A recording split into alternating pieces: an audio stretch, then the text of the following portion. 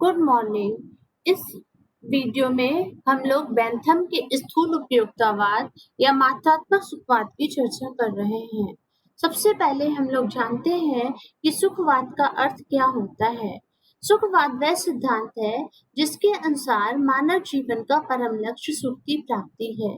सबसे पहले पाश्चात्य दर्शन में सुकरात के शिष्य अरिस्टिपस ने सुखवाद का प्रतिपादन किया था। इस सिद्धांत के अनुसार नैतिकता का मापदंड सुख ही है। इस सिद्धांत का समर्थन Epicurus, Locke, Hume, Spinoza, Bentham, Mill, Sidgwick, Rashdall आदि दार्शनिकों ने किया।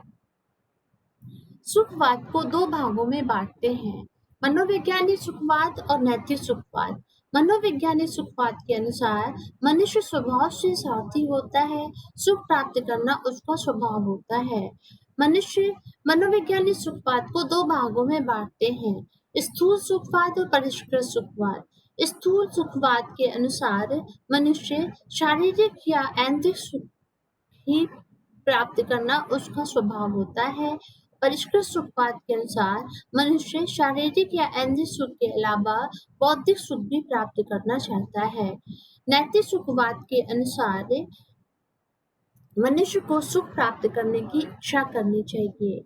ये सिद्धांत तभी सही हो सकता है जब मनोवैज्ञानिक सुखवाद की बात गलत हो जाए, क्योंकि यदि मनुष्य का स्वभाव ही सुख प्राप्त करना है तो ये कहना बेकार है कि मनुष्य को सुख प्राप्त करने की इच्छा करनी चाहिए।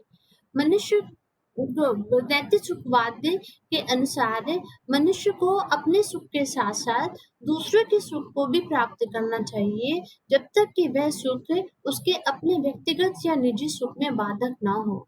इसीलिए नैतिक सुखवाद को दो भागों में बांटा गया है, स्वार्थवादी सुखवाद और परार्थवादी सुखवाद।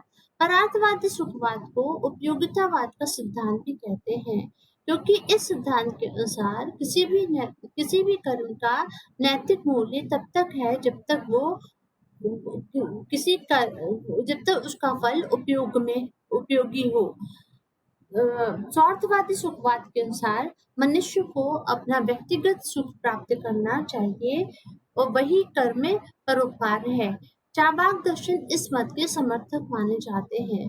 परार्थवादी सुखवाद के अनुसार मनुष्य को शारीरिक या ऐंद्रिक सुख के अलावा बौद्धिक सुख को भी प्राप्त करना चाहिए, क्योंकि ये अधिक स्थायी और दुख से कम मिश्रित होते हैं। परार्थवादी सुखवाद की चर्चा अब हम करेंगे। परार्थवादी सुखवाद के समर्थक बेंथम, मिल, सिज्विक और रेस्टल आदि दार्शनिक हैं। परार्थवादी सुखवाद के अनुसार मनुष्य को अधिक से अधिक व्यक्तियों के सुख को प्राप्त करने का प्रयास करना चाहिए। परार्थवादी सुखवाद को उपयोगितावाद का सिद्धांत भी कहते हैं। इस सिद्धांत के अनुसार मनुष्य का वही कर्म उचित है जो सुख उत्पन्न करता है, और वही कर्म बुरा है जो कार्य दुख उत्पन्न करता है। इस प्रकार सुख दुख ही नैतिक निर्णय के मापदंड बन जाते हैं। बाद में परार्थवादी सुखवाद के दार्शनिकों ने इस सिद्धांत को अधिक श्रेष्ठ बनाने के लिए कहा कि जो सुख अधिक से अधिक संख्या में हो और अधिक से अधिक मात्रा में हो और अधिक से अधिक लोगों को सुख पहुंचाए, वही कार्य हमको करना चाहिए। इस प्रकार इस सिद्धांत के अनुसार मनुष्य का परम आदर्श अधिकतम व्यक्तियों का अधिकतम सुख बनता है। परार्थवादी सुखवाद या उपयोगितावाद को चार भागों में बांटते हैं, बेंथम का स्थूल उपयोगितावाद, मिल का परिष्कृत उपयोगितावाद, सिज्विक का बौद्धिक उपयोगितावाद और रेस्टल का आदर्श उपयोगितावाद। अब इस वीडियो में हम लोग सिर्फ बेंथम के स्थूल उपयोगितावाद या मात्रात्मक सुखवाद की चर्चा करेंगे।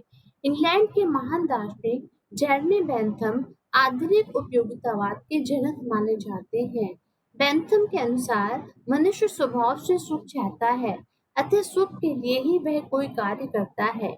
लेकिन इस आदर्श सिद्धांत को प्रस्तुत करते हुए बेंथम व्यक्तिगत कहते हैं कि व्यक्तिगत सुख ही नहीं बल्कि दूसरों का सुख ही मनुष्य के जीवन का लक्ष्य होना चाहिए। बेंथम उपयोगितावाद की परिभाषा देते हुए कहते हैं कि उपयोगितावाद के सिद्धांत से हमारा अभिप्राय ये है कि यह वह सिद्धांत है जो प्रत्येक आचरण को स्वीकार करता है या अस्वीकार करता है और प्रसन्नता को या तो बढ़ाता है या घटाता है। बेंथम की इस परिभाषा में हमें 3 बातें स्पष्ट होती हैं। नंबर पहला, हमको वही कार्य करना चाहिए जिससे सुख में वृद्धि हो और दुख का नाश हो। नंबर दूसरा, कर्म का औचित्य उसकी उपयोगिता पर निर्भर करता है। और नंबर तीसरा, यह उपयोगिता व्यक्ति को सुख प्राप्त करने में ही होती है। लेकिन अब ये प्रश्न उठता है कि हमें किसका सुख प्राप्त करना चाहिए? इसका उत्तर देते हुए बेंथम कहते हैं कि अधिकतम व्यक्तियों का अधिकतम सुख हमको प्राप्त करना चाहिए। उनका कहना है कि हम प्रत्येक व्यक्ति को तो सुखी नहीं बना सकते, लेकिन हमारा प्रयास यही रहना चाहिए कि हम अधिक से अधिक व्यक्तियों को अधिक से अधिक मात्रा में सुख दे सके। बेंथम ने अपने सुखवादी सिद्धांत में मनोवैज्ञानिक सुखवाद और नैतिक सुखवाद का समन्वय किया है। अपनी प्रसिद्ध पुस्तक principles of morals and legislation में बेंथम लिखते हैं कि प्रकृति ने मनुष्य को दो सुख और दुख नामक दो सर्वशक्तिमान शासकों के अधीन रख दिया है। हमें क्या करना चाहिए और हम क्या करेंगे, इसका निर्णय उन्हीं पर निर्भर करता है। बेंथम ने अपने सुखवादी सिद्धांत में मनोवैज्ञानिक सुखवाद और नैतिक सुखवाद में समन्वय स्थापित करने की चेष्टा की है।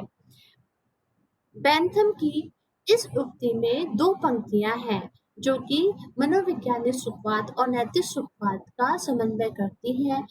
बेंथम की इस उक्ति में प्रथम पंक्ति जो कि यह है कि प्रकृति ने मनुष्य को सुख और दुख इन 2 सर्वशक्तिमान स्वामियों के अधीन रखा है, ये पंक्ति पूरी तरह से मनोवैज्ञानिक सुखवाद का समर्थन करती है, क्योंकि यहाँ यही स्पष्ट किया गया है कि मनुष्य स्वाभाविक रूप से प्रकृति के द्वारा ही सुख दुख के अधीन है।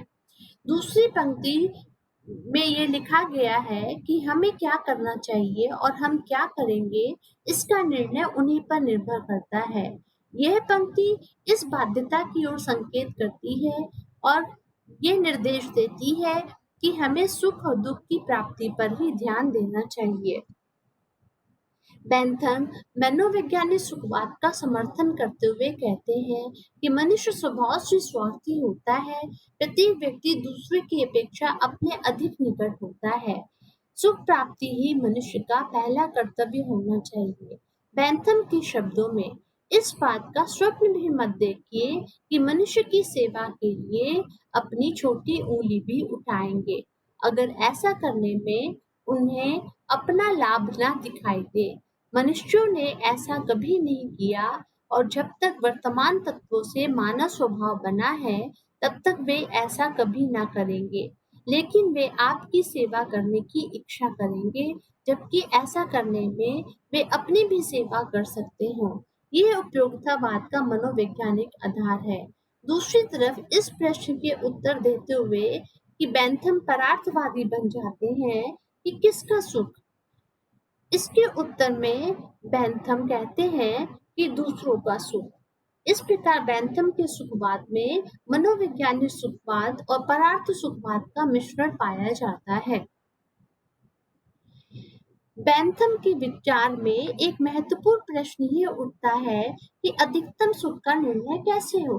अधिकतम का अर्थ है निम्नतम से उच्चतम स्थिति पर पहुंचना। इसका यही अर्थ होता है कि सुखों के परिणाम में अंतर होता है।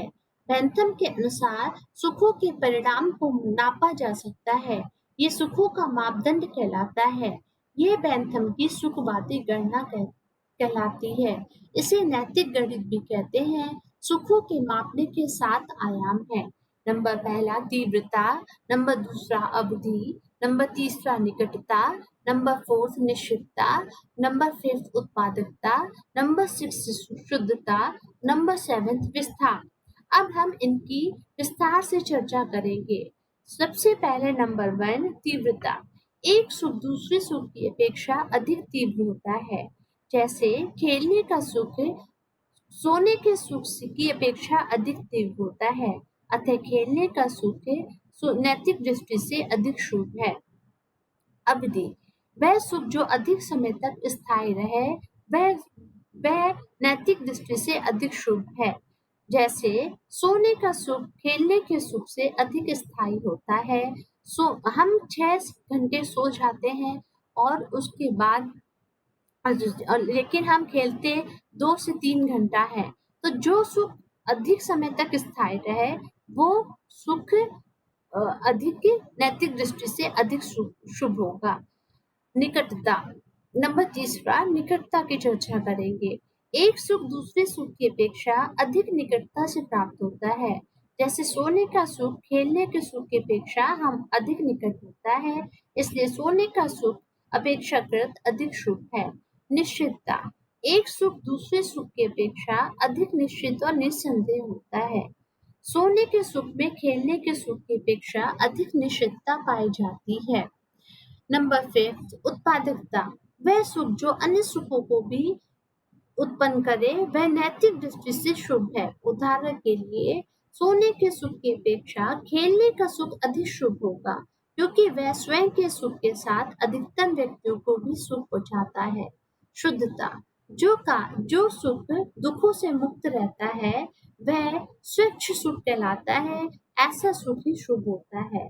जैसे सोने का सुख खेलने की अपेक्षा अधिक स्वच्छ और शुद्ध रहता है, क्योंकि खेलने में चोट लगने, झगड़ा और हार होने जैसे दुख की संभावना बनी रहती है। नंबर 7, विस्तार, कुछ सुख ऐसे होते हैं जो अधिक व्यक्तियों को प्रभावित करते हैं। ऐसा सुख अधिक शुभ होगा। जैसे खेलने का सुख अधिक व्यक्तियों को प्रभावित करने के कारण अधिक शुभ होगा। सुखों के परिणाम को मापने के सिद्धांत को प्रस्तुत करके बेंथम ये स्पष्ट स्वीकार करते हैं कि सुखों में मात्रात्मक भेद होता है, गुणात्मक भेद नहीं होता है। गुण की दृष्टि से तो सभी सुख समान होते हैं। बेंथम की प्रसिद्ध उक्ति है कि सुख का परिणाम समान होने पर पुष्पिन का खेल भी उतना ही अच्छा है जितना ही कविता पाठ। तात्पर्य यह है, खेल और कविता में कोई अंतर नहीं है, क्योंकि दोनों से ही हमको सुख प्राप्त होता है। इस प्रकार सुख में गुणात्मक भेद नहीं परंतु मात्रात्मक भेद है। इस सिद्धांत को मात्रात्मक भेद और गुणात्मक अभेद का सिद्धांत कहते हैं। लेकिन अब प्रश्न उठता है कि बेंथम की व्यक्ति स्वार्थी होते हुए परार्थी क्यों बन जाता है। बेंथम एक ओर मनुष्य को जन्मजात स्वार्थी मानते हैं और दूसरी ओर वह उसी मनुष्य को परार्थी भी कहते हैं। अब प्रश्न ये उठता है कि व्यक्ति स्वार्थी होते हुए भी परार्थ का काम क्यों करने लगता है। इसके उत्तर में बेंथम नैतिक अंकुश के सिद्धांत को मानते हैं। इस नैतिक अंकुश के कारण वह अपना सुख त्याग देता है। यह नैतिक अंकुश 4 है। नंबर पहला सामाजिक अंकुश, नंबर दूसरा राजनीतिक अंकुश, नंबर तीसरा धार्मिक अंकुश, नंबर चौथा प्राकृतिक अंकुश। ये 4 अंकुश ही मनुष्य को परोपकार के मार्ग पर ले जाते हैं। अब हम इन चारों अंकुश की विस्तार से व्याख्या करेंगे। नंबर पहला सामाजिक अंकुश। सामाजिक अंकुश समाज के वे नियम हैं जिनका पालन न करने पर समाज में बदनामी होती है। इसके विपरीत अच्छा काम करने पर समाज में प्रतिष्ठा बढ़ती है। अतः समाज के भय से व्यक्ति स्वार्थी होते हुए भी परार्थी बन जाता है। नंबर दूसरा राजनीतिक अंकुश। हर व्यक्ति कुछ राजनीतिक नियमों से बंधा रहता है जिसका उल्लंघन से उसे दंड मिलता है। राज्य के दंड के भय से व्यक्ति परार्थी बन जाता है। नंबर तीसरा धार्मिक अंकुश। धार्मिक अंकुश में धर्म ग्रंथों में दिए गए नियम आते हैं। हर व्यक्ति आंतरिक रूप से इन धार्मिक नियमों पर विश्वास करता है। उसे यह विश्वास होता है कि उसके द्वारा किए गए पाप आदि कर्मों के लिए ईश्वर के द्वारा दंड दिया जाएगा। अतः धार्मिक दबाव के कारण भी व्यक्ति परोपकारी बन जाता है। नंबर 4 प्राकृतिक अंकुश। इसका अर्थ है प्रकृति द्वारा लगाया गया अंकुश। इनके उल्लंघन से शारीरिक कष्ट होता है। प्रकृति मनुष्य को एक सीमा तक भोगने की शक्ति देता है। यदि वह उससे ज्यादा भोगने लगे तो उसे शारीरिक कष्ट होता है। उदाहरण के लिए मनुष्य एक सीमा तक ही भोजन कर पाता है। उसके बाद वह शारीरिक कष्ट के भय से दूसरे को भोजन दे देता है। इस प्रकार मनुष्य परोपकारी बन जाता है। जैसे एक व्यक्ति को 4 रोटी खाने की उसकी सीमा है। अगर इसलिए वो इस सीमा का उल्लंघन नहीं करता है और वो अपनी 5वीं रोटी दूसरों को देकर परोपकारी बन जाता है। इस प्रकार से ये 4 अंकुश मनुष्य को परोपकार के मार्ग पर ले जाते हैं। बैंथम के स्थूल उपयोगितावाद या मात्रात्मक सुखवाद की आलोचना। बैंथम के उपयोगितावाद के विरुद्ध अनेक तर्क दिए जाते हैं जो इस प्रकार हैं। मनोविज्ञान बैंथम के स्थूल उपयोगितावाद में मनोवैज्ञानिक सुखवाद के सभी दोष आ जाते हैं। मनोवैज्ञानिक सुखवाद के दोष इस प्रकार हैं। सुख मनोवैज्ञानिक सुखवाद के अनुसार मनुष्य सुख चाहता है, परंतु गहराई से विचार करने पर यह सिद्ध होता है कि मनुष्य का सुख इच्छा की वस्तु ही नहीं है। इच्छा तो किसी वस्तु की होती है, सुख तो उसके साथ जुड़ा हुआ होता है। जैसे मनुष्य भोजन, वस्त्र, संगीत आदि अनेक वस्तुओं की इच्छा करता है और जब वह इन्हें प्राप्त कर लेता है तो उससे सुख मिलता है। अतः मनुष्य का लक्ष्य दुख नहीं वरन सुख देने वाली वस्तुएं हैं। जो व्यक्ति केवल सुख की ही इच्छा करता रहे तो उसे सुख मिलेगा ही नहीं। जैसे कोई छात्र विश्वविद्यालय में प्रथम आने के सुख की इच्छा करता रहे और यदि वह प्रथम आएगा ही नहीं तो उसे प्रथम आने का सुख कैसे मिलेगा। मनोवैज्ञानिक सुखवाद का दूसरा दोष ये है, मनोवैज्ञानिक सुखवादियों के अनुसार मनुष्य के सभी कार्यों का मूल्य उसका निजी सुख रहता है। लेकिन यह मान्यता सही नहीं है, क्योंकि सभी लोगों की भावनाएं समान नहीं होती हैं। हमारे देश में कपिल, कणाद, पतंजलि, दयानंद आदि महर्षियों ने परोपकार की भावना से ही कार्य किया। इसी प्रकार हमारे देश में अनेकों देशभक्त हुए हैं जिन्होंने दूसरों के लिए बलिदान दिया।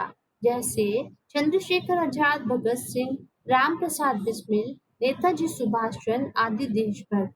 इन्होंने अपने सुखों का परित्याग करते हुए दूसरों के लिए बलिदान दिया। तो क्या ये स्वार्थ सुखवाद है?